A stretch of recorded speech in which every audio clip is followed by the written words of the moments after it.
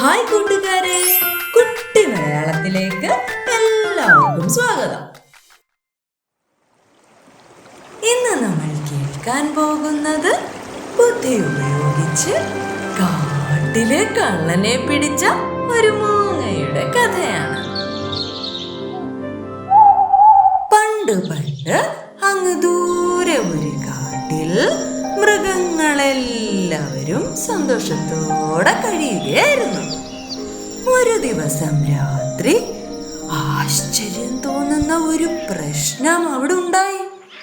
എല്ലാ മൃഗങ്ങളുടെയും കൂട്ടിൽ നിന്ന് ഭക്ഷണം അപ്രത്യക്ഷമായി. ആകെ പരിഭ്രാന്തരായ മൃഗങ്ങളെല്ലാവരും കൂടി ഒരു വലിയ മരത്തിനു ചുറ്റും കൂടി നിന്ന് പ്രശ്നം ചർച്ച ചെയ്യാൻ തുടങ്ങി. എന്താണ് ഇവിടെ സംഭവിക്കുന്നതെന്ന് മനസ്സിലാകുന്നില്ലല്ലോ. ഉടനെ എന്തെങ്കിലും ചെയ്തേ പറ്റൂ.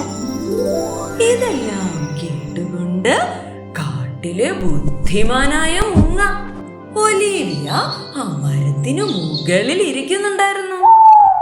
ഓരോരുത്തരായി അവരവരുടെ പ്രശ്നങ്ങൾ പറയാൻ തുടങ്ങി. ഞാൻ ശേഖരിച്ചു വെച്ച കോണുകൾ ഒന്നും കാണാനില്ല. ഇനി മഴക്കാലത്ത് ഞാൻ എന്ത് കഴിക്കും? ശരിയാ, എന്റെ ക്യാരറ്റും ബെറികളും ഒന്നും കാണാനില്ല. വിഷമിക്കേണ്ട കൂട്ടുകാരെ, വിവേകത്തോടെയും ശ്രദ്ധയോടെയും അന്വേഷിച്ചാൽ ഈ കാട്ടിലെ സത്യമെല്ലാം തെളിഞ്ഞു വരും. ഇന്ന് രാത്രി നമുക്ക് അന്വേഷണം ആരംഭിക്കാം. അണ്ണാറക്കണ്ണനും കുഞ്ഞിമുയലും റാക്കൂണും റെഡിയല്ലേ? ഒലീവിയ പറഞ്ഞതനുസരിച്ച് ടീം റെഡിയായി. നിർദ്ദേശങ്ങൾ അനുസരിച്ച് അവർ ഒലീവിയെ പിന്തുടർന്നു. നിലാവിന്റെ വെളിച്ചത്തിൽ ശ്രദ്ധയോടെ അവർ മുന്നോട്ട് നീങ്ങി.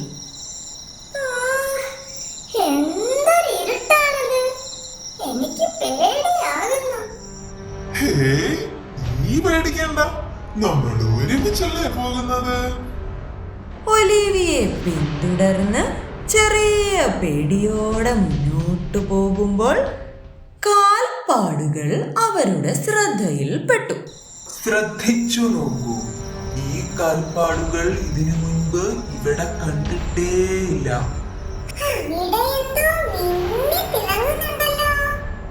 തേനിറ്റ് വീണതായിരുന്നു അത്. ആ വഴിയിലൂടെ നടന്ന് അവർ ബെറിത്തോട്ടത്തിലെത്തി.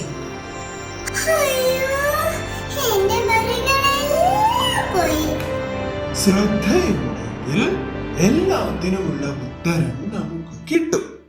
ഒലിവർ ആശ്വസിപ്പിച്ചു.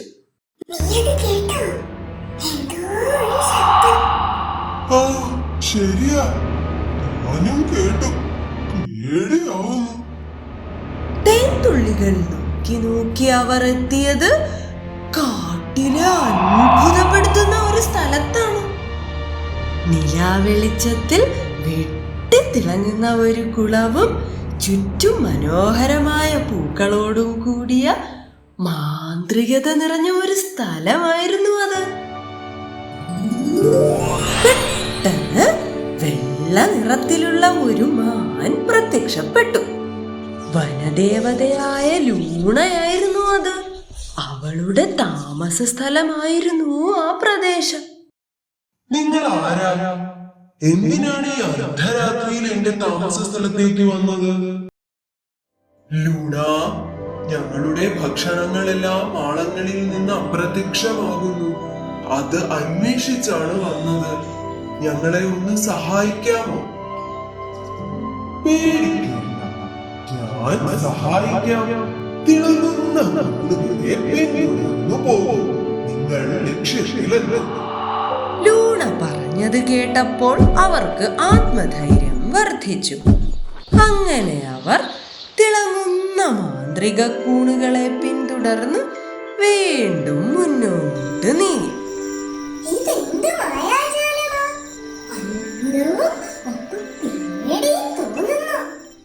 സത്യത്തിലേക്ക് നമ്മൾ അടുത്തു കഴിഞ്ഞു. ഒരുമിച്ച് നിന്നാൽ മതി. അങ്ങനെ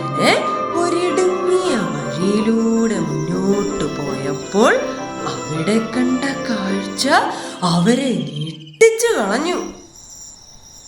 ഒരു കുറുക്കച്ചൻ മോഷ്ടിച്ച ഭക്ഷണങ്ങളുടെ നടുവിൽ അതായിരിക്കുന്നു. എടാ ദുഷ്ടാ, നീ ഞങ്ങളുടെ ഭക്ഷണം മോഷ്ടിച്ചല്ലേ? പേടിച്ചു വിറച്ച കുറുക്കച്ചൻ പറഞ്ഞു, നിങ്ങൾ എന്നോട് ക്ഷമിക്കണം. എന്റെ കുടുംബം മുഴുവൻ പട്ടിണിയിലാ. എനിക്ക് എന്ത് ചെയ്യണമെന്ന് അറിയില്ല. വിശപ്പ് കൊണ്ട് ചെയ്തു പോയതാ, ആരെയും വേദനിപ്പിക്കാൻ ചെയ്തതല്ല. കാടൊരു കുടുംബമാണ്.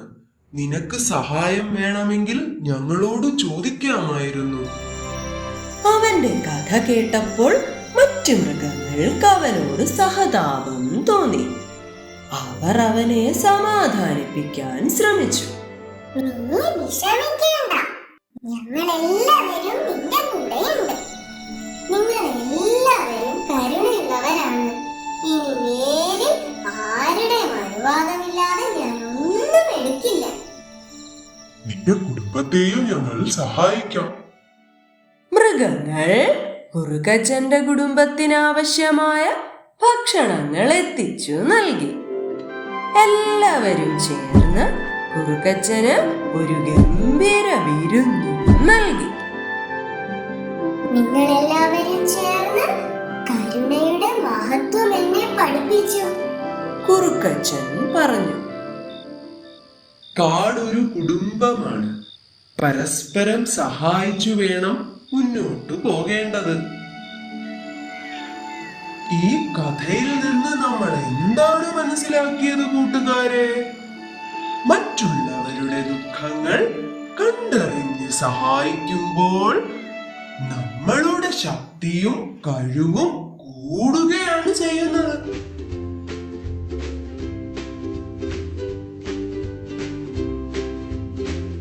കഥ ഇഷ്ടമായോ കൂട്ടുകാരെ? ലൈക്കും സബ്സ്ക്രൈബും ചെയ്യാൻ മറക്കരുതേ.